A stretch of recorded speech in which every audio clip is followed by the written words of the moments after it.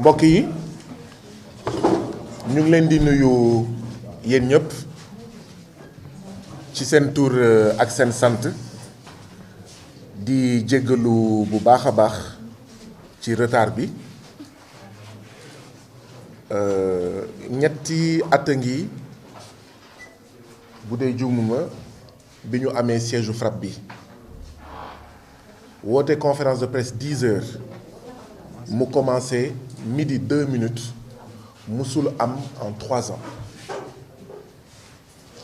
te yéen ñi nekk fii ak yéen ñi ñuy seetaan xam ngeen ne ci ñetti at yi en moyenne FRAPP daan na def 1 à 2 à 3 conférences de presse par semaine mësul am c'est pas parce que mësul am nag que ñun waa FRAPP duñ leen présenter nos plus plates excuses jéggalu leen ba fu jéggalu yem waaye lu tax may insister ci ne mësul am c'est pour vous dire que lu mësul am bu amee benn yoon war ngeen comprendre ne kon am na lu rëy a rëy li ko gàllankoor d'autant plus que kenn ci yéen mii nekk fii gisuma ba heure bi or fii siège bi benn buntu rek moo fi am kenn ñi fi nekk ñëpp nekk des acteurs de la presse ñu ngi may soog a gis tey or il y a qu'une seule porte ça veut dire que nous les membres du FRAPP on est venus avant vous tous kon conférence de presse bu yéexee am di ci jéggaluwaat ba fu jéggalu yam ce n'est pas du fait de nous FRAPP dinañ si dellu si waat contrat madame Fall Mati Ñing mii toog fii suba la war a jeex kon waroon ngeen deviner ne tey bu bëggee ñëw conférence de presse pour ñu waxtaanee kaawam du doon lu yomb et en réalité ce qui s'est passé loolu mooy suñu position ñun FRAPP mooy waa SETER dañoo bëggoon saboter conférence de presse bi dañoo bañoon conférence de presse bi am wala buy am bu fekkee 10 ñooy ñëw ñaar ñooy des parce que c'est une entreprise de sabotage consistant à ce que madame Fall ne Mati Ñing du ñëw bu sottiwul mu am retard boo xam ne journalistes yi dañuy gett il faut ngeen comprendre ko noonu ñu si jéggaluwaat et on ne s'excusera pas assez waaye je suis sûr que le retard est déjà pardonné parce que benn il s'agit d'une femme ça ne suffit pas mais il s'agit d'une femme enceinte de 5 mois et il s'agit d'une femme boo xam ne dañ ko bëggoon dàq te dinañ dellu si ci dàq boobu ñu ngi leen di gërëm di leen di sant ci seen compréhension ñi nga xam ne dem nañ ba pare ndaxte mënuñu woon xaar ñi nga xam ne tamit bëggoon nañ dem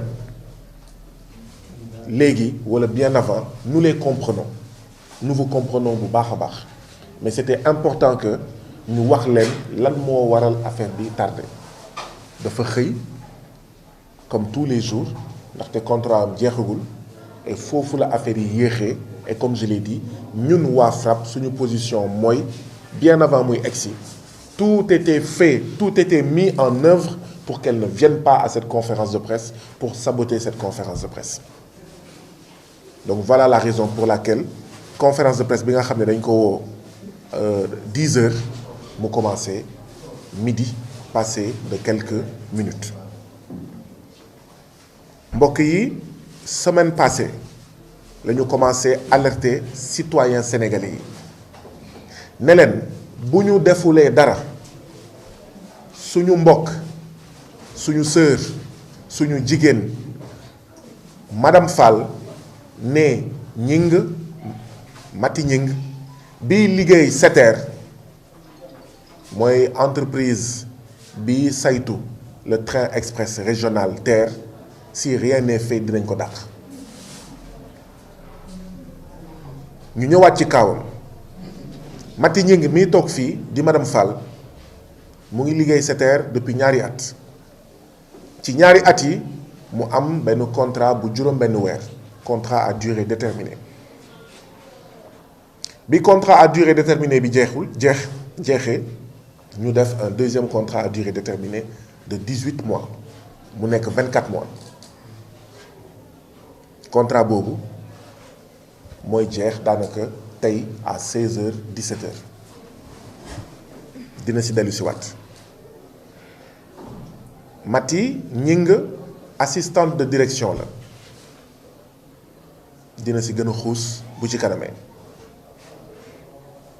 li ñu wax di ko waxaat tey mooy poste bi Mati Gningue di occuper ce poste-là ne va pas être supprimé mooy bu fekkee son contrat ne va pas être renouvelé keneen la ñuy teg place am te entreprise bi am na ci droit légalement.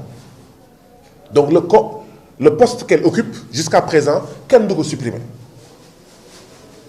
Kon la question mooy lan moo war a tax après 2 contrats à durée déterminée du ñu jox un contrat à durée indéterminée ki nga xam ne mooy suñu sœur suñu jigéen Mati Gningue. Lan moo war a tax mooy xëy na liggéeyam son travail n'est pas satisfaisant maanaam liggéeyam du liggéey boo xam ne entreprise bi neex na ko.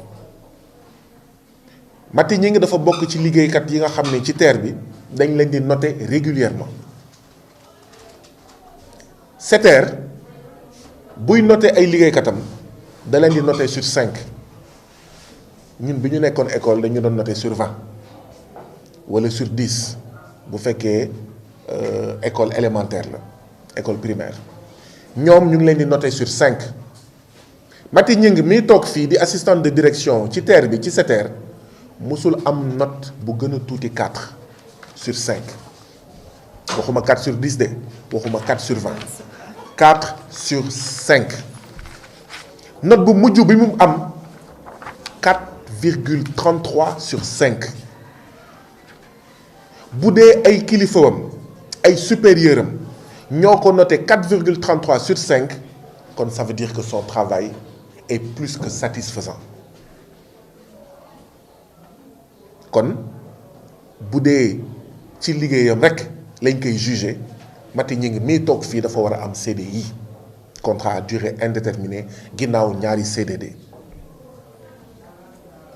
mu toog fan yële passé mu dégg ay bruit de couloir yu egsi ba ci moom ñu ne ko yow du ñu renouveler am na loo xam ne mu ngi xeeñ am na loo xam ne mu ngi raam te lii raam mooy fas yéene wu ñu renouveler ce contrat jox la CDI.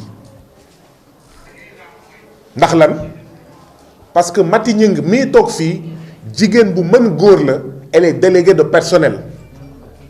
dégg naa ñu naan waaw yow boo amee contrat à durée déterminée sa place wóoragul sa dara wóoragul looy waane di dugg ci ay défendre say collègues mais ñun ban Sénégal la ñu bëgg a tabax ñun est-ce que ay nit lañu ñun ay nit lañu parce que da nga am contrat à durée déterminée da nga war a ni muut nangu lu nekk waroo am yéene mais servir tes collègues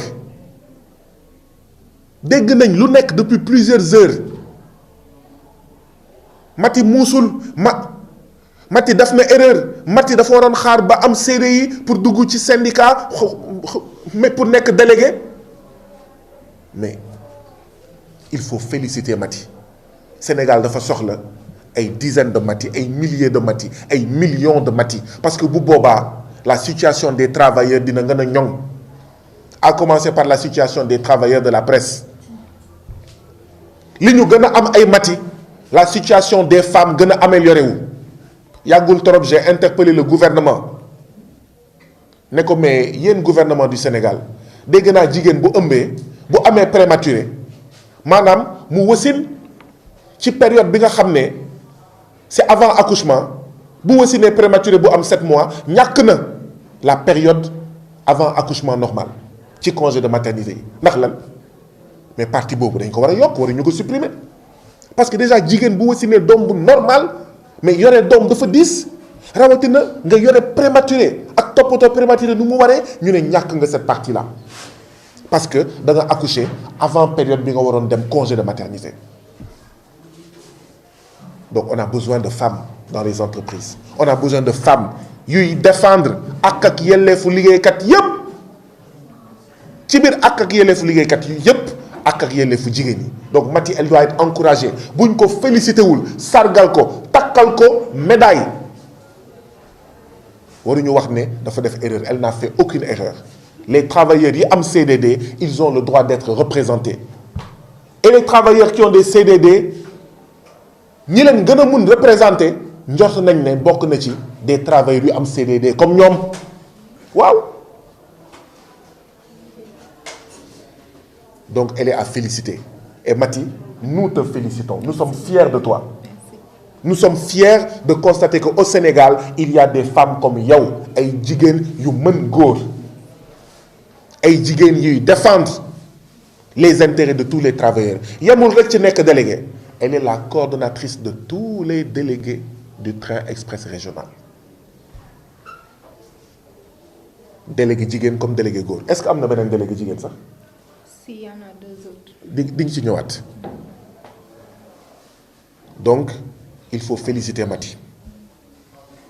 ñu ne kon kii lan moo tax bëgguñu renouveler jox ko contrat à durée indéterminée, mais c'est parce qu'elle est déléguée du personnel.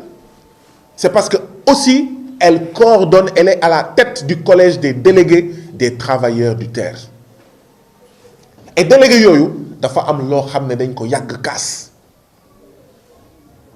yenn yi ñu am ci ndam yeneen yi amuñu ci ndam. Patrick Tranzé, c'est ça? Patrick Tranzé muy tubaab français bi nga xam ne moo jiite SETER ba léegi il a une dent contre les délégués. maanaam dafa guuxal liggéeykatu TER bi, dafa guuxal ñi nga xam ne ñoom ñooy délégués yi. Patrick ñoom ñëw nañu fi benn bés ne waaw liggéeykat yi nga xam ne du ñu lekk ci restaurant TER bi ñooñu dañ leen di jox prime de 40 000 francs, prime de nourriture. ñu xëy benn bés ne dañuy supprimer prime boobu. délégué yi ne du fi amee tey du fi amee ëllëg. comme liggéeykat yooyu seen heure de travail du tomber ak heure ouverture restaurant, li ñu waroon lekk ci restaurant bi nañ leen ko jàppale ci prime. ba léegi dafa mere délégué yi ci loolu. te kan moo jiite délégué yi? Maty ñu ngi mii toog fii.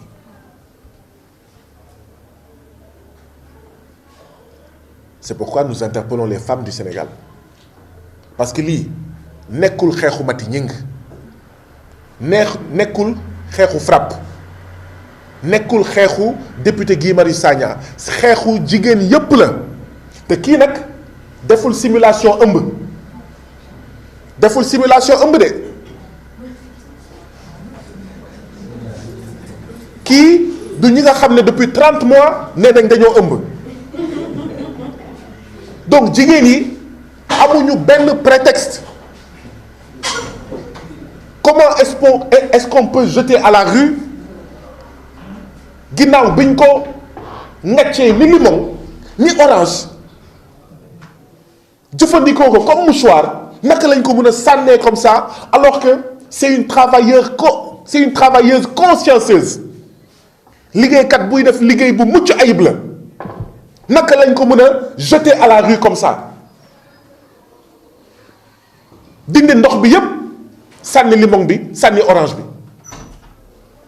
ñaari at de bons et loyaux services ñu koy jëfandikoo comme sémmiñ, mu leen di goral di leen di goral, après ñu ne jàpp sémmiñ bi bëgg ko sànni. est-ce que dañ ko war a seetaan alors que le poste n'est pas supprimé, alors que bu dee compétence ak expérience am na ko? kon yeneen motivation la. le débat sur SETER am na droit renouveler ou pas, mais am na droit bañ ko renouveler. mais est-ce que war nañ nangu Sénégal ñuy def nii liggéeykat di làqatu ci ginnaaw yoon di def yoo xam ne di régler ay comptes? lii mooy wax ci. mais wax ji mooy xam nañ ne délégué yi du ñu yem rek ci xeex ay prime de nourriture, dinañ xeex leneen. xam nañ ne ni suñu maam tirailleurs yi doon wax ñun ñii xeexal pour France guerre mondiale di nit yu ñuul dañoo bëgg ñu traité ñu comme nit yu weex yi xeexal France guerre mondiale dégg ngeen gis ngeen communiqué bi waxoon ne SETER SNCF moo ko moom mais boo xoolee liggéeykat tubaab yi nekk France di liggéey SNCF ak donc liggéeykatu SNCF yi nekk fii Sénégal mais liggéeykat tubaab yi nekk fële France dañuy am ay primes yoo xam ne ñoom amuñu ko xaajuñu ba koy jege ñoom est-ce que amuñu benn wala ñaar wala ñetti prime liggéeykat tubaab yi nekk SNCF am nañ 10 primes ñoom xam nañ ne ñii du ñu yem ci xeex la suppression de la prime de nourriture dinañ dem ba ne suñu maam nit yu ñuul yi ñu boom Caaroy 44 ndax ñu respecter seen droit ndax ñu yemale leen ak seeni mbokk tubaab yi xeex guerre mondiale ñun nit yu ñuul yiy liggéey ci biir terre bi ci SETER ñun seeni sët lañu et que donc dañuy continuer xeex pour ni ñuy respecter liggéeykatu SNCF bu weex tàll ni tubaab noonu la ñu war a respecter liggéeykatu SNCF bu ñuul ni doomu Afrique loolu rek la décapiter le collège des délégués commencé ko ci moom donc ça veut dire que tey jii nii boo nekkee délégué aussi facilement ñu sànni la comme ça nga nekk jigéen rawatina jigéen bu wërul 5 mois de grossesse rawatina tout say chef nee nañ yow liggéeykat gënu la rax si dolli ay chefam ay ayubés ci ginnaaw ne ko Mati est-ce que bëgg nga continuer waat ak SETER mu ne leen man liggéey rek laa bëgg donc ça veut dire que ses supérieurs soxla nañ ko def nañ ko sax la proposition pour que mu nangu contrat bi bu jeexee ñu reconduire ko li xew ci diggante bi mooy tubaab yi nekk SETER di dundee SETER li ëpp ci xaalisu terre bi ñoom ñoo koy dundee ci ay payoor yoo xam ne ci ay indemnité yoo xam ne ci ay prime yoo xam ne rong ñu ñun sénégalais yiy jëfandikoo terre bi di siim ñoom seen cere ñoom tubaab yi nekk ci bopp terre bi yi nekk ci bopp SETER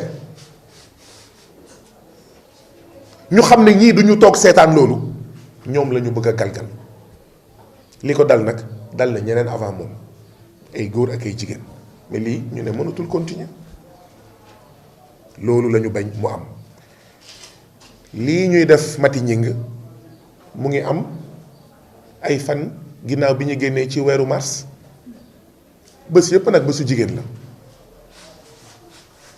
journée des femmes 365 jours sur 365 la waaye weeru mars ci lañ leen gën a fullaal gën a faydal leen tey mooy le 11 ah tey di le 11 avril fukki fan ak benn ginnaaw weeru mars nga ñuy toroxal jigéen bu wërul et donte wërul muy def liggéeyam consciencieusement toutes les femmes sénégalaises sont interpellées toutes les femmes syndicalistes sont interpellées toutes les femmes l'association des femmes juristes ce n'est pas un problème de droit ça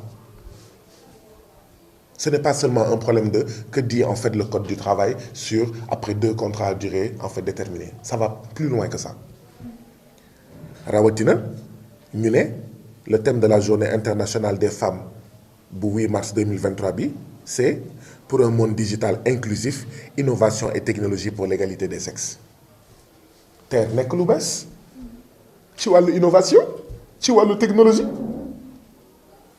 journée internationale des femmes bii 2023 mu ne pour un monde digital inclusif innovation et technologie pour l'égalité des sexes kon lii waroon na am fu nekk fu dul ci TER bi muy lu bees muy technologie bu bees muy innovation bu bees ay jigéen am fit am courage ñu bàyyi loolu yeneen contrat ñii dañ leen bàyyiloo yeneen contrat ñu ñëw liggéey ci TER bi ñu ñëwee ci TER bi lañ leen ne waa léegi da ngeen di am un contrat à durée déterminée bu 6 mois waaye sax 1 mois yi sax essai la bi ngeen bàyyiloo seen yeneen contrat yi ba pare la ñu ñëw ne waaye nag bàyyi ngeen seen liggéey waaye nag ñu ngi leen di xamal ne premier mois bi essai la ñu enduré loolu yépp non lii mënuñu ko nangu mënuñu ko seetaan lii moo tax ñun FRAPP ñu ne dañuy taxaw ci wetu suñu jigéen ci wetu suñu sœur Maty Gningue Madame Fall ngir taxawu ko parce que lii du dëgg du yoon donc lii moo taxoon ñu alerté lii moo tax ñu ne tey mënuñu ñàkk jàkkaarloog yéen pour dénoncer li nga xam ne moom moo am TER moo am ci SETER bi commencé wuñ ko ci moom te boo moytul dinañ ko continuer du sax boo moytul dinañ ko continuer dina ñëw ci dernier développement bi Aliou Gérard Sànq bi mu leen di wax am nañu retard ne leen am na yeneen information yu bees waaw ci suba si am na yeneen information yu bees moom dina ci dellu si donc lii mooy suñu tànk fii di interpeller les centrales syndicales di interpeller ñii di xeex ak yelleef dañoo ne bu ngaay neexee mexee tax bu ngaay neexee mexee tax bu TER neexee ñii ñoo tax bu TER neexee ñii ñoo tax bu tubaab yi di noos ci xaalisu TER bi ñii ñoo tax donc bu ngaay neexee mexee tax mais mënuñu seetaan mexe ñu koy toroxal rawatina ñun ñi nga xam ne nous sommes des compatriotes de Maty Gningue. Train express régional non non non violation express des droits de travailleurs moo fa am. Train express régional piétinement des droits de la femme express moo am ci TER bi moo am ci SETER bi te loolu duñ ko seetaan waruñu ko seetaan. Respecter les droits de la femme c'est pas d'utiliser les femmes comme des machins comme des objets c'est fekk femmes yi nga xam ne ay jàmbaar lañu ñu ngi def lu ñu mën ak lu ñu mënul pour dundal seen bopp yor seen kër di def liggéey bu am solo pour la société nga jàppale leen nga aar leen et nous interpellons le gouvernement du Sénégal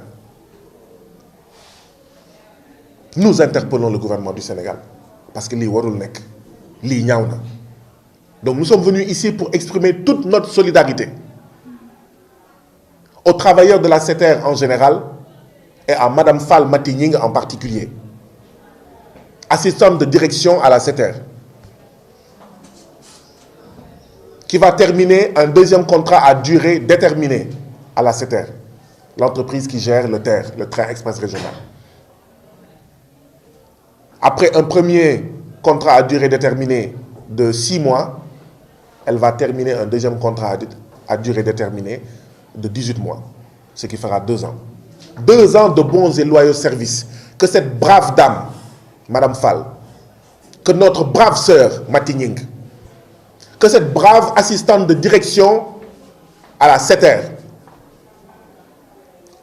qui de surcroît prenait une partie de son temps libre pour défendre ses collègues du TER, parce que c'est ça être délégué du personnel. C'est-à-dire qu'elle aurait pu faire métro, boulot, dodo. Juste ça. Métro, boulot, dodo et course. Mais en plus de faire métro, boulot, dodo et course, elle a dit, je vais défendre les intérêts de tous les travailleurs du TER. Cette femme est à saluer, et à féliciter, et à encourager, et à décorer, et à porter en exemple à toutes les femmes de ce pays et de ce continent. C'est pourquoi les propos du genre oui, elle n'a pas été intelligente, elle a fait une erreur, elle aurait dû attendre jusqu'à avoir un CDI pour en fait chercher à être délégué du personnel. Mais les travailleurs CDD n'ont pas de droit, n'ont pas le droit de se défendre et de défendre les leurs. Qui mieux qu'un travail CDD peut défendre les intérêts des travailleurs CDD? Donc cette brave dame a décidé malgré son travail très chargé, très lourd, très risqué, un nouveau travail, technologiquement, de prendre une partie de son temps libre pour le consacrer à ses collègues. Mieux, c'est elle qui est à la tête des délégués du personnel du collège, des délégués du personnel du TER. Le poste qu'elle occupe ne va pas être supprimé. Donc ça veut dire que le poste va rester. Donc il faut trouver quelqu'un après le 11 avril, fin de son contrat, 2023, fin de son contrat. Donc ça veut dire que on doit lui donner un CDI ou chercher un autre. Pourquoi ne pas lui donner un CDI? Parce qu'elle est déléguée du personnel. Quel est le crime commis par Mati Nying, Madame Fall, pour ne pas bénéficier d'un CDI? Le crime qu'elle a commis, c'est d'accepter de défendre tous les travailleurs du TER. Ceux qu'elle connaît comme ceux qu'elle ne connaît pas. Ils sont au nombre de 950. 950 travailleurs du TER. Elle est un de leurs délégués, une de leurs déléguées.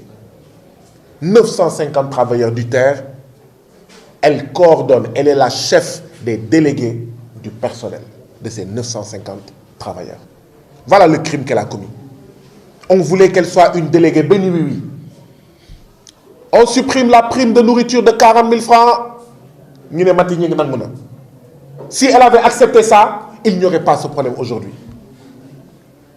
On fait des travailleurs du terre, des bêtes de somme, corveillables et malléables à merci, exploités, pressés comme du citron. Elle l'accepte. Aujourd'hui, elle n'aurait pas ces problèmes. Son salaire aurait été augmenté depuis longtemps. Son CDI, elle l'aurait eu depuis longtemps. Cette femme, c'est une femme digne, c'est une femme brave. Elle a préféré la voie de la dignité. Elle a préféré de respecter sa parole. Quelle est sa parole? J'accepte de vous défendre. Vous, tous, 950 travailleurs du terre. J'accepte d'être la coordonnatrice. Vous, tous et toutes, délégués du personnel de ces 950 travailleurs. Elle a préféré respecter sa parole.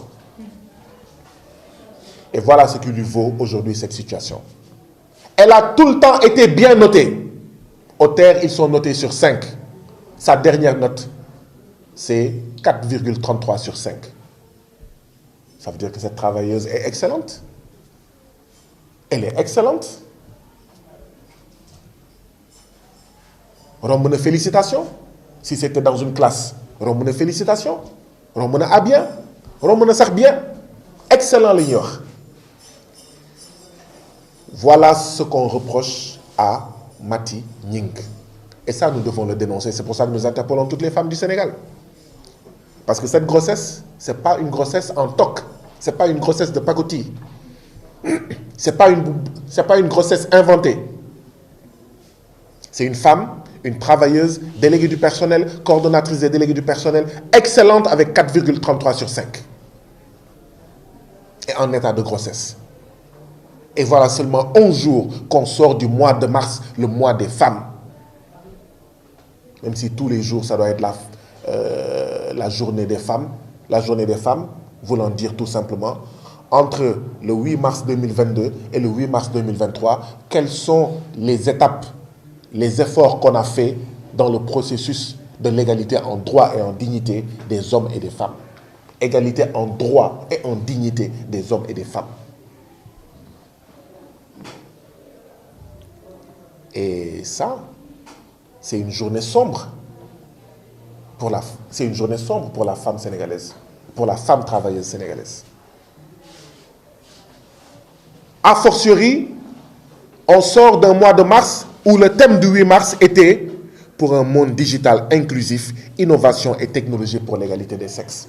C'est-à-dire qu'on doit encourager, maintenir les femmes qui sont dans des secteurs comme le TER, dans des entreprises comme la CETER.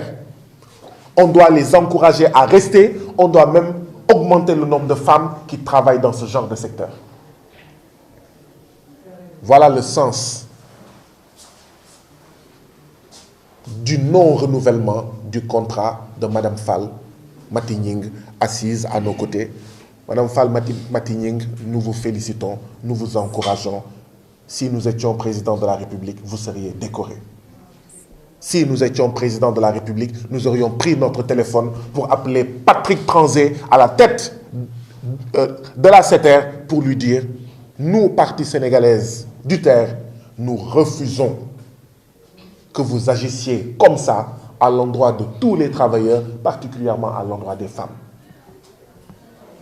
Si nous étions ministre du Travail, nous appellerions Patrick Tranzé pour lui dire « Ici, c'est Dakar, ce n'est pas Paris, et nous n'acceptons pas que vous piétiniez les droits des travailleurs. Nous voulons des syndicats forts parce que, avant que nous, gouvernement, avant que nous, État du Sénégal, nous sachions ce que vivent les travailleurs du TER, c'est le collège des délégués des travailleurs du TER qui est le premier rempart. Donc, un gouvernement soucieux des intérêts des travailleurs a intérêt à avoir des syndicats forts, pas des syndicats de maison, pas des syndicats béni-oui-oui, pas des délégués de personnel de maison ou des délégués de personnel béni-oui-oui. Nous allons poursuivre la lutte avec Mati Nying en relation avec les travailleurs du TER, de la SETER, parce que nous n'accepterons pas que ces droits soient piétinés, bafoués. Nous n'accepterons pas que les droits des autres travailleurs du TER, de la SETER, soient piétinés, soient bafoués. Nous n'accepterons pas que ce que nos parents tirailleurs sénégalais ont vécu en termes de discrimination arrive aux travailleurs noirs de la SNCF qui sont ici au Sénégal et qui sont nos compatriotes. Parce que figurez-vous que les travailleurs blancs de la SNCF, ils ont des primes que eux, travailleurs sénégalais de la SNCF, n'ont pas. Au nom de quoi? Et parce qu'on veut empêcher que les revendications en arrivent à ça, qu'on veut tuer le poussin dans l'œuf. Mais cela ne passera pas. Je vous remercie. Nous allons donner la parole à Mati Nying. Mati Nying, bismillah.